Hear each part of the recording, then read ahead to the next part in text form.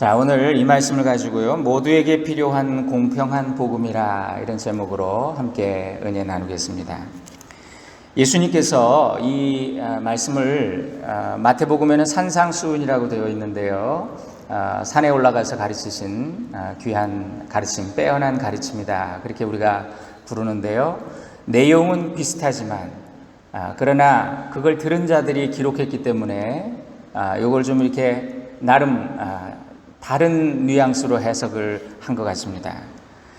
여러분, 여기 말씀 보세요. 예수님께서 가난한 자들은 복이 있다, 이제 줄인 자가 복이 있다, 이제 우는 자들이 복이 있다, 이 말씀하신 것은요, 가난과 배고픔과 슬픔 이런 것들이 복이다, 이런 뜻은 아니죠. 그죠? 만일 그런 뜻이었다면 이렇게 말씀하셨을 거예요. 이제 가난한 자는 복이 있다, 너희는 영원히 가난할 거야. 그죠? 지금 줄인 자 복이 있다, 너희가 영원히 배고파라, 복이다, 그거 그렇게 말씀하셨을 거예요. 근데 그렇게 하지 않으셨어요. 지금 가난한 자는 복이 있다, 그들은 하늘나라를 얻게 될 것이다. 지금 배고픈 자는 복이 있다, 그들은 배부를 것이다. 지금 우는 자는 복이 있다, 그들은 웃을 것이다. 그죠? 그래서 가난과 배고픔, 질병, 슬픔 이런 게 복은 아니에요. 그러나 그런 조건이 우리 삶에 왔을 때, 그걸 통해서 그 조건 때문에 하나님께 가는 동기가 된다면, 하나님께 나아가는 동기가 된다면, 그것은 오히려 행복의 조건이 될 수도 있다는 말씀을 하신 거예요.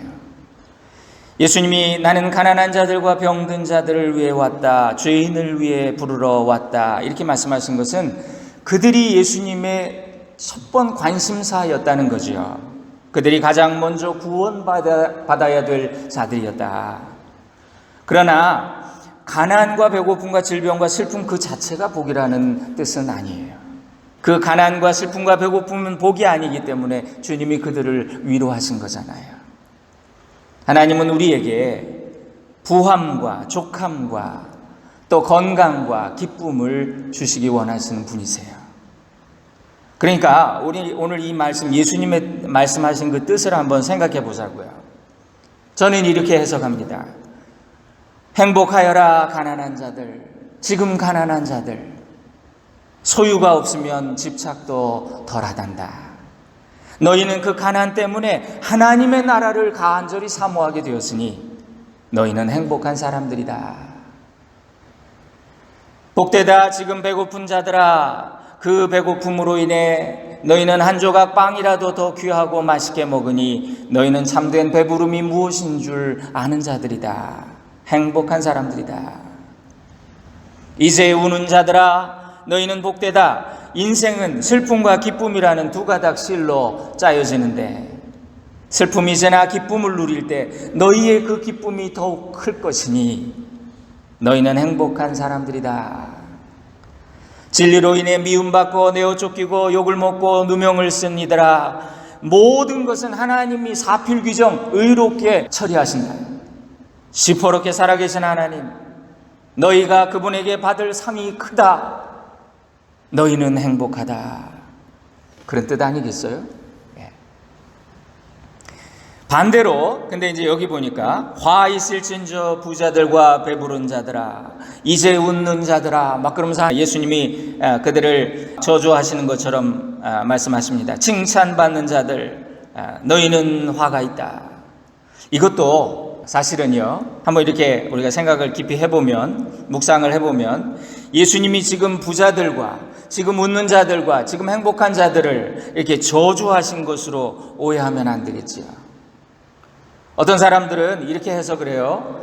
예수님은 부자들에 대해서 거부감이 있었다. 그래서 부자는 천국에 들어가는 것이 낙타가 바늘구멍을 통과하는 것보다 더 어렵다고 말씀하셨다.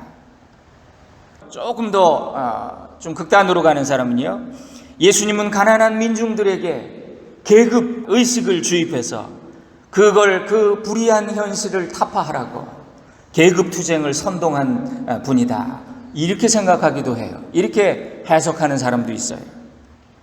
그들은 예수님이 고통받는 인생들에게 저 세상으로의 어떤 종교적인 도피를 가르쳤다고 그렇게 예수님을 또 비판해요. 그런데 이거는 예수님을 오해한 거예요. 여기 예수님의 말씀은 부자들을 저주하신 게 아니에요. 그들도 구원받아야 될 사람들임을 깨닫게 하시려고 이렇게 말씀하신 거죠. 그러니까 여기 화 있을진저 이 말은 너희는 화가 있다는 그런 확정된 저주의 의미라기보다는 오히려 경고로 주시는 말씀이라고 우리가 받아야 되겠어요. 너희 제대로 돌이키지 않으면 너희는 저주가 있다. 경고하시는 거예요. 그러니까 이 말씀도 우리가 잘 이해해보면 이런 뜻이 아니겠습니까? 너희 부자들아, 너희가 세상의 재미 때문에 하나님의 나라에는 관심이 없고 보이는 것이 전부라고 믿으면서 내가 이만큼 누리는데 뭐 천국 가봐야 이거보다 더 하겠어? 이렇게 생각한다면 너희는 저주받은 자들이다. 너희는 불행한 인생이다. 지금 배부른 자들아, 세상에 좋은 거 맛있는 거 다 찾아 먹고 다녀도 네 혀는 만족함이 없고 불행하구나. 지금 웃고 있는 사람아, 어차피 인생은 슬픔을 피해갈 수 없는데 오늘 웃음 때문에 내일의 슬픔이 더 배가 된다면 너는 더 불행한 사람 아니겠느냐. 화 있을진저 주변에 칭찬하는 사람으로만 둘러싸여 행복해 보이는 사람아, 인기, 명예, 칭찬 그거 다 허사인지 알지 못하느냐. 지나가면 덧없는 허무만 남으니 그때 느끼는 절망은 더 참을 수 없는 거. 너는 불행해질 수 있으니 조심하라, 그런 뜻이에요. 여러분 보세요. 한때는 구국의 영웅으로 칭송받던 자들이 권력이 와가지고 그걸 강화하다가 독재자가 되고 얼마 지나지 않아 그 영예가 땅에 떨어지고 그 동상들이 끌어내려지고 목이 부러지는 그런 모습들을 우리가 봤잖아요. 그러니까 지금 칭찬받는 것이 좋은 것만은 아니라는 걸 알게 되죠. 그러니까 예수님이 모든 사람이 너희를 높이고 너희를 칭찬하고 그러면 너희는 화가 있다. 여러분 어떠십니까? 우리는 대개가 부하고 돈 잘 벌리고 배부르고 즐겁고 칭찬받으면 그냥 내가 뭐 마음먹은 대로 살 테면 그게 복이다 이렇게 생각을 해요. 그런데 주님은 모든 게 잘 되는 것 같을 때 조심하라는 거예요. 더 근신하라는 거예요. 칭찬받을 때 조심하라는 거예요. 잠언서 27장에 보니까 도간이나 풀무에서 은이나 금을 재련하는 것처럼 사람은 칭찬을 통해 연단을 받는다, 그런 말씀이 있어요. 어떤 목사님이 설교를 잘 하셨습니다. 뭐 교인들이 다 목사님 설교 너무 좋다고 칭찬을 많이 해요. 한 번은 고난주일 설교 시간에 예수님의 고난과 죽으심에 대해서 열심히 설교를 했는데 앞에 앉은 권사님 한 분이 노 권사님이 막 눈물을 닦으시는, 계속 눈물을 닦으시는. 교인들이 감동을 받으면요 목사님 신이 나요. 더 열심히 열변을 토하며 설교를 했어요. 설교 마치고 이제 예배 마치고 교우들과 악수를 하는데 그 할머니 권사님이 맨 마지막에 나오시는 거예요. 그래서 이 목사님이 물었어요. 권사님, 아유 오늘 권사님이 제일 큰 은혜를 받으신 것 같아요. 왜 그렇게 우셨어요? 목사님 설교하는 얼굴을 보는데 얼마 전에 죽은 팔팔이가 생각나서 그렇게 눈물이 났어요. 그 다음부터 이 목사님은 교인들이 목사님 설교 잘했어요, 목사님 은혜 받았어요 막 이럴 때마다 그 강아지 생각하면서 겸손해진다는 그런 말씀이에요. 여러분, 하나님의 일꾼들은 칭찬을 조심해야 돼요. 오히려 칭찬을 경계해야 돼요. 사람에게 아부하고 좋은 말만 하는 그런 사람을 오히려 우리가 경계해야 합니다. 오히려 바른 말을 하고 책망해 주는 사람 가까이 해야 돼요. 이게 성경 말씀으로 보면 이게 맞지. 그러면서 그런 사람을 가까이 해야 돼요. 칭찬으로 사람을 연단한다. 이 잠언 성경 말씀이 영어로 보니까요, Man is tested by the praise. 칭찬으로 테스트를 받는다는 거예요. 교회 일꾼들도 마귀가 늘 이걸로 시험을 해요. 내가 이만큼 하는데 왜 안 알아주는 거야? 실망하는 일들이 생겨요. 아이고 아무도 보지 않는 데서 했더니 아무도 모르네. 실망이 돼요. 특히 이민교회들이 그래요. 자기를 안 알아주면 실망하고 떠나요. 내가 봉사를 이만큼 했는데, 내가 헌금을 이만큼 했는데, 아니 목사가 알아주지 않고 장로도 안 시켜주고. 여러분, 이런 게 이민교회마다 이슈가 되잖아요. 다 교회마다 그런 문제예요. 예. 하나님만 바라보지 않으면, 사람을 의식하면 우리 신앙생활에서 100% 실족합니다. 넘어집니다. 예수님이 그러셨지요. 종이 뭐냐?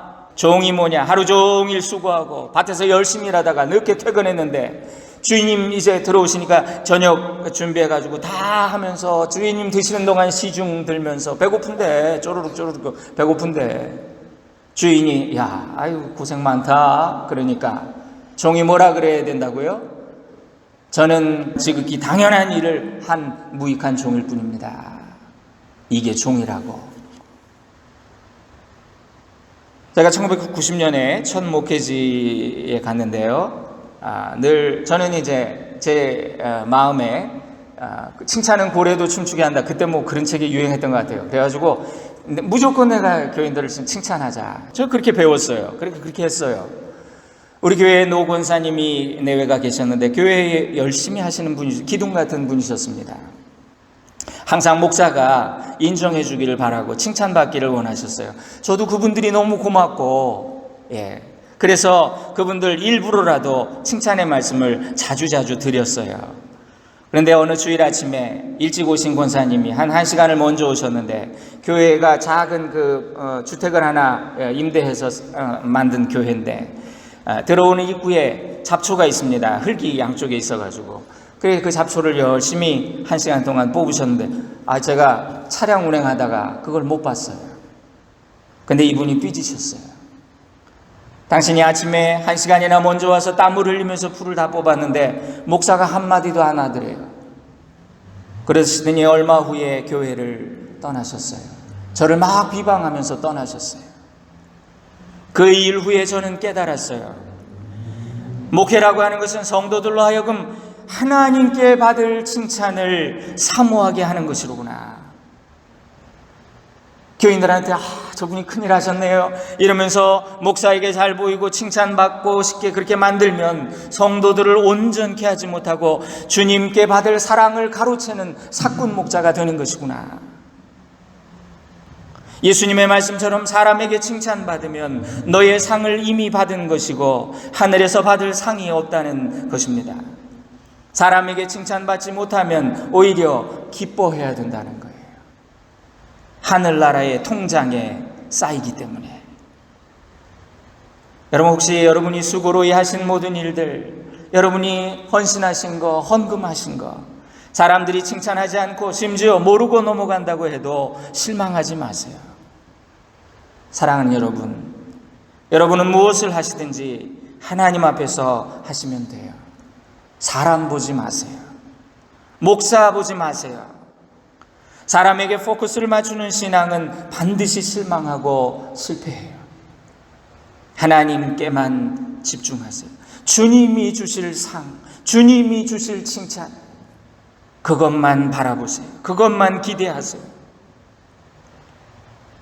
오늘 말씀에서 예수님은 이렇게 가난하고 병들고 배고프고 애통하고 비난받고 그런 사람들을 복이 있다고 그렇게 말씀해 주셨어요. 왜냐하면 하나님은 우리의 불행을 바꿔서 행복이 되게 하시고 우리의 화가 변해서 복이 되게 하시고 하나님은 악도 선용하시는 분이시라는 걸 우리에게 가르쳐 주신 거예요. 그러니까 하나님 믿으면 실망할 거 없어. 이게 믿음이야. 하나님만 바라보는 게 이게 믿음이야. 이거 가르쳐 주신 거예요.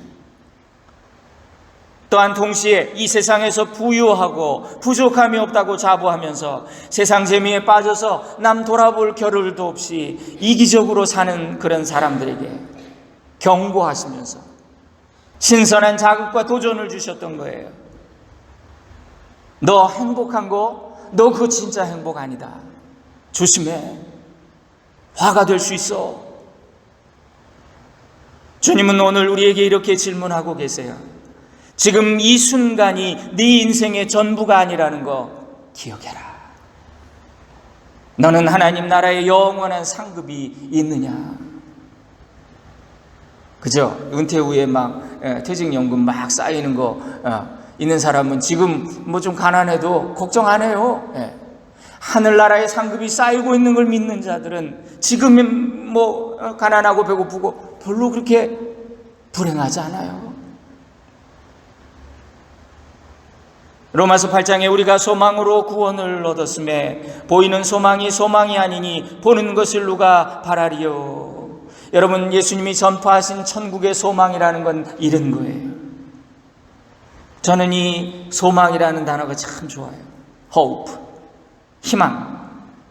소망이라는 이 번역이 참 저는 이 단어가 좋습니다. 이 참 아름다운 단어예요. 이 땅에서 절망 가운데 어렵게 사는 이들에게 주신 예수님의 소망. 또 세상에서 가진 거, 누릴 거 많아서 참 소망이 무엇인지 생각하지도 못하고 사는 이들에게 보이는 것은 소망이 아니다. 보는 것을 누가 바라겠느냐. 이게 참 영어 표현으로 보니까요. Who hopes for what he already has. 이미 가진 걸 바라는 사람이 누가 있냐. 이런 뜻이에요. 이 땅에서 가질 수 없는 보이지 않는 하나님의 나라 참 소망을 가르쳐 주신 그 예수님. 그래서 예수님은 세상 모든 이들의 구세주가 되신 거예요. 그래서 예수님이 전하신 이 복음은 가난한 자들뿐만 아니라 부자들에게도 필요한 그런 만인에게 평등한 복음이었던 거예요. 예수님은 이렇게 말씀하고 계십니다. 인간은 모두가 다른 모습으로 살아간다. 이 땅에서는 가난하건 부하건 지위가 낮건 높건 지금 슬프건 기쁘건 줄이건 배부르건 간에 그건 잠시 동안의 차이다. 상대적인 거야. 죽음 앞에서 인간은 평등하다. 인간은 누구나 구원받아야 될 존재인데 우리 인생의 궁극적인 목적은 하나님의 자녀가 돼서 하늘나라 가는 거야. 짧은 세상의 여정이 끝난 후에 영원한 나라에서 받아야 될 하나님이 주시는 상을 바라보라고. 이것이 우리가 추구해야 될 가장 큰 복임을 명심하라고. 오늘 말씀에도 보니까 하나님이 칭찬하시는 거예요. 무슨 칭찬이 있겠냐? 사람 칭찬받으면 무슨 칭찬? 사람에게 상 받으면 너 하나님께 받을 상이 무엇이냐? 계속해서 말씀해 주시는 거예요. 생각해 보세요. 이 땅에서 가장 불행한 사람이 어떤 사람일까? 저는 이런 생각을 해봐요. 뭐 우린 타이틀 있잖아요. 뭐 부자, 재벌, 행복한 사람이라고 생각해요. 뭐 대학 교수, 뭐 의사, 뭐 성공한 기업가, 권력자. 근데 앞에 말이죠. 지옥간 이게 붙으면 얼마나 불행한 사람들 그 사람. 지옥간 부자, 지옥간 권력자, 지옥으로 끝난 인생. 부자와 거지 나사로의 비유를 보면 부자는 이 땅에서 부족한 게 없이 누렸어요. 그런데 그는 지옥에서 그 고통 속에 물 한 방울 내 혀에 떨어뜨려 달라고 그렇게 고통을 당하고, 나사로 이 땅에서는 아무도 주목하지 않고 말이지 거들떠 보지 않았던 그 부자의 상에서 옛날에는요, 이 물이 귀하니까 그냥 빵 가지고 한번 뚝 뜯어가지고 상도 한번 닦아요. 그리고 이제 개들한테 주는 거야. 그거 먹고 살던 나사로, 비참한 나사로, 피부병 걸려가지고 고생하던 나사로, 그는 아브라함의 품에 안겨서 낙원에 있었다. 그래서요, 인생은 짧은 은총입니다. 왜냐하면 이 땅에서의 나의 삶, 내 남겨진 시간이 나의 영혼을 준비하는 기회이기 때문에 그래요. 여기 예수님은 이런 진정한 복, 구원의 복, 천국의 복을 받는 비결이 뭐냐? 예수님은 그러면서 황금률이라고 하는 원칙을, 최고의 율법을 우리에게 말씀을 해주세요. 31절인데요. 남에게 대접을 받고자 하는 대로 너희도 남을 대접하라. 근데 저는 이 말씀을 읽는데, 묵상하는데, 저는 그래서 항상 이 말씀을 생각합니다. 저 사람이 이제 언젠가는 나한테 잘할 거야. 그러면서 잘하려고 노력을 했어요. 근데 사람이 잘 안 변해요, 여러분. 여러분, 저 사람한테 내가 언젠가는 뭐 나한테 잘해줄 거야. 10번을 베풀어도 한 번도 안 해, 그 사람. 안 변해. 그럼 이 말씀 틀린 거 아니에요, 이거? 근데 제가 말씀을 묵상하다가 깨달았어요. 이 말씀은 사람에 대한 말이 아니구나. 내가 아무리 잘해도 나를 오해하고 비방하는 사람은 늘 있구나. 이 말씀은 그래서 하나님께 적용해야 되겠구나. 하나님이 나를 대접해 주시기를 바라는 대로 나도 사람들을 그렇게 똑같이 섬기라는 거예요. 그럼 하나님이 똑같이 나한테 갚아주신다는 거예요. 하나님에게는 공짜가 없기 때문에. 보이지 않는 하나님을 섬기는 방법은요, 그저 사람에게 잘하면 돼요. 하나님이 다 갚아주세요. 결국 예수님의 말씀의 핵심은요, 주라는 데 있어요. 주라. 여기 보니까 사랑해 주라는 거고요, 선대해 주라는 거고요, 축복해 주라는 거고요, 또 기도해 주라는 거예요. 이 뺨을 치면 이 뺨을 돌려대 주라는 거예요. 예? 속옷을 달라면 겉옷도 주라는 거예요. 대접해 주라는 거예요. 이것은 지금 가난하고 배고프고 난 줄 게 아무것도 없어요, 슬퍼서 남에게 도와줄 것이 없는 그런 각박한 마음을 가진 이들에게도 똑같이 해당하는 말씀이에요. 우리는 줄 게 없어요. 그런데 주님은 뭐라도 해. 찬물 한 그릇이라도 대접하면 그 상을 하나님께 결코 잃지 않을 거예요. 여러분, 너무 인색하면 안 돼요. 우리 미국에서 사는 우리들은요, 이미 많은 걸 누리고 있잖아요. 풍성하잖아요. 우리는 참 풍성한 사람들이죠. 가진 걸 움켜쥐고 있는 인생은 불행하여 나누고 베풀고 줘야 돼. 이것이 천국의 법칙이에요. 그래서 웨슬리 목사님은 네 지갑이 회개해야 진짜 회개다, 이런 말씀을 하셨어요. 우리 크리스찬들은 인색하면 안 돼요. 크리스찬은 다른 건 좀 뭐 해도 아우, 저 사람 아주 인색해. 이게 제일 안 좋은 평가예요. 물질이 있는 곳에 마음이 있습니다. 이 나눔이라는 건 마음만으로 하는 게 아니에요. 야고보 사도가 그랬지. 헐벗고 굶주린 이웃들에게 야, 너 왜 이렇게 못 입었냐? 따뜻하게 해. 먹고 배불러. 이렇게 말하면서 쓸 것을 주지 않으면 그건 무슨 소용이 있겠느냐. 행함이 없는 믿음은 죽은 믿음이다. 여기에 진정한 헌금의 의미도 있어요. 세상 사람들은 교회가 헌금 걷어서 자기 배만 불린다고 비판하지만 정작 자기는 아무것도 하지 않아요. 제가 군대에 있을 때 어떤 부사관 높으신 분이에요. 그분이 교회에 와가지고 막 그런 얘기를 하는 거예요. 막 굉장히 잘난 척을 하시면서 말이지, 교회가 헌금을 그렇게 많이 거두면서 도대체 뭐 하는 겁니까? 그러면서 또 그러는 거예요. 우리 연대장님은 왜 교회에만 헌금을 하냐. 그 연대장님이 11조 해가지고 그걸로 다 교회 운영되니까. 그래서 제가 막 그냥 당신은 얼마나 다른 사람들한테 베풉니까? 병사들을 위해서 얼마나 돈 썼습니까? 그러고 싶더라고요, 제가. 속으로만 그랬어요, 속으로만. 교회에서 참 좋은 일 많이 합니다. 제가 그랬죠. 이런 일도 하고 저런 일도 하고. 모르시죠? 우리 연대장님이 11조 해가지고 이거 다 하는 거예요. 그랬더니 제가 좀 미안하네요, 그러더라고요. 여러분, 어떤 사람이 교회에 기도하러 들어가 있어요. 누군가 기도를 하고 있습니다. 하나님 아버지 100불만 주세요, 100불만 주세요, 그렇게 기도하고 있어요. 그래서 이 사람이 그 사람 앞에 가더니 여보 지갑 꺼내더니 100불짜리 하나 딱 줬어요. 이 사람 할렐루야 하면서 막 뛰어나가서 하나님이 응답해 주셨다고. 그러더니 이 사람이 혼자 의자에 앉았어요. 그런데 조용히 두 손을 모으고 기도를 시작합니다. 하나님, 저 사람 갔으니까 이제부터는 제 기도에만 집중해 주세요. 진짜 하나님하고 담판하는 사람은요, 돈 100불 아무것도 아닌 거예요. 그거 빨리 줘서 저 사람 보내고 나 하나님하고 독대하고 싶어. 이거. 여러분, 생명이 걸린 문제 앞에서는 돈이 문제가 아니에요. 지금 생명이 달려있고 영혼이 달려있고. 여러분, 헌금이 좀 이거 아깝고 교회에서 어떻게 쓰는지도 모르는데, 그러면 기부라도 하세요. 그 헌금으로 하나님이 받으실 거예요. 10분의 1 띄어가지고 요거는 내가 하나님이 주신 은혜니까 내가 아프리카로 보내야 되겠다. 우리 지난번에 김 목사님이 설교하시면서 우리가 서비스를 받으면 참 고맙다고 그 총업원한테도 10%, 요즘 10% 팁 주면 화낸다면서요? 15%, 20% 팁을 주는데 하나님 앞에는 우리가 어떻게 하고 있냐고.